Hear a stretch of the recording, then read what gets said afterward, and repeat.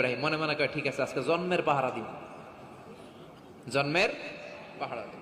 উনি ঘরের ভিতরে ঢুকলেন, ঢুকে দেখে এক একটা মূর্তি এক এক স্টাইলে, কোনোটা এমনি কোনোটা কোনোটার 10 হাত, কোনোটার 12 হাত, কেউ হা করে আছে, কেউ তলোয়ার ধরে, কেউ হাতির বেশে, কেউ নারীর বেশে, বিভিন্ন রঙের মূর্তি আছে না নাই?